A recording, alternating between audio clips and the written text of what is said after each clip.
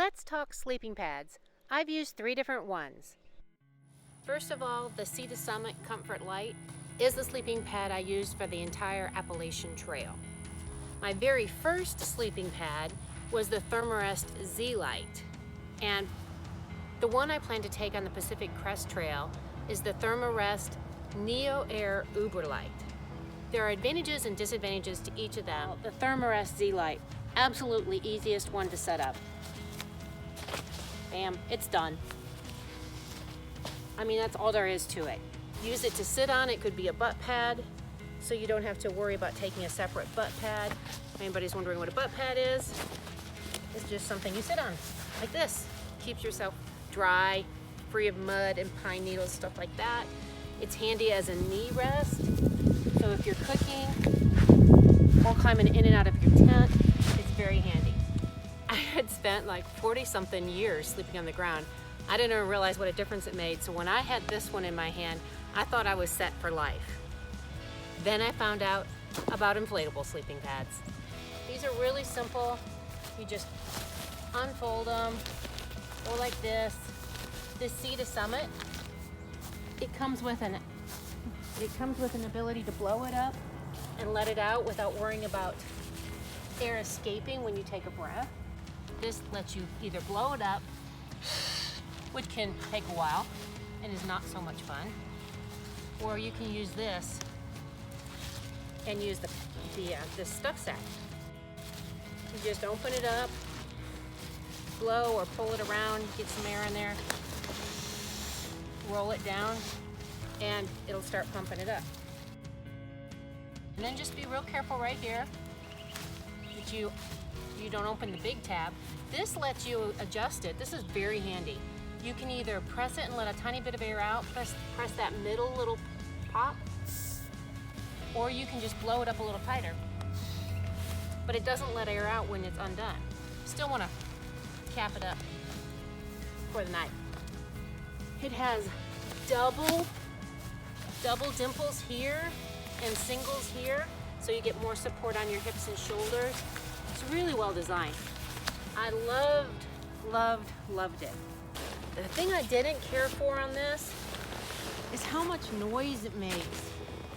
I mean, every time you turned around, you hear it crinkling, crinkling, crinkling. I felt like I was on the bag of potato chips that people are always talking about. I mean, listen, I'll barely turn my head and you'll hear it. You shift your legs. Anyway, super noisy. And a lot of people had trouble with air mattresses popping. This one did over 2,200 miles with me. It's not a problem. I've never had to even patch it. And watch how quickly you can deflate it. That I love too. In fact, if my new one doesn't work out for me, definitely having this one shipped back to me. So I just open this here and it's gone. Look at that. See, the air is already out in seconds. Then you fold it however you want, but I like to do it in thirds. And you roll it up, you're good to go. It's very, very quick to set this up and take it down. So if my Sea to Summit wasn't as heavy and as noisy, I would definitely have kept it for the PCT. So the Therm-a-Rest NeoAir UberLite is UberLite, 8.8 ounces. The one real pain in the butt with this is blowing it up. It takes 25 breaths.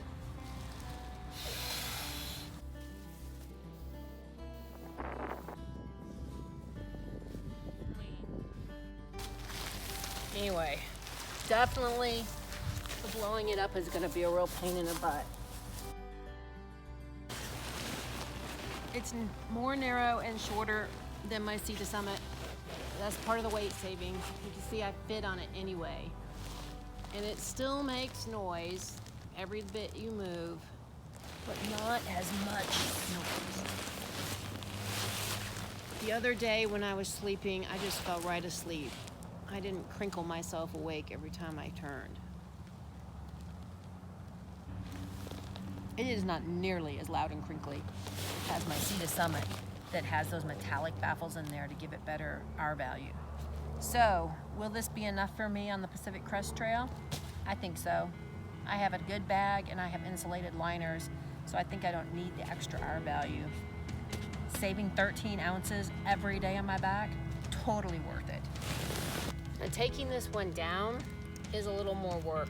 It doesn't go to nothing as quickly as my Sea to Summit. It's gonna be more work to put up and more work to take down.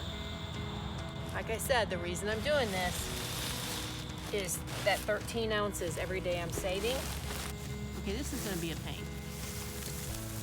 How slowly it puts the air out.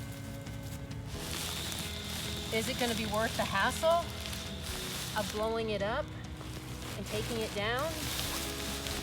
And will it be enough insulation when I'm really cold? Well, we'll find that out. The other advantage of having that stuff sack to blow up your mattress is you're not putting bacteria in there every day. When you use these literally every day for months, it can build up. If you want to save some money, grab this one.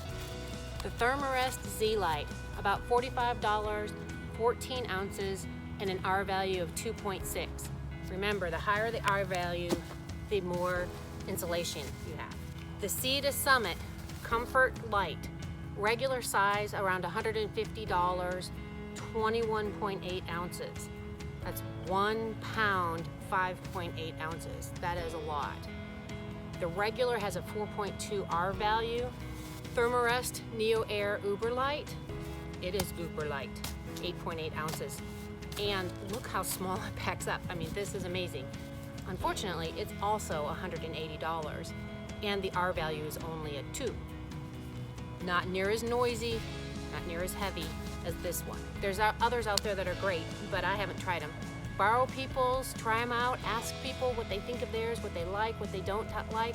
If you're at stores that offer you a chance to try them out, they might have a platform where you can lay on them, blow them up, see what they're like, do it. If you're gonna spend even $45, you wanna know that it's worth it. But if you spend $180, you better be sure that you wanna give it a go. Good luck.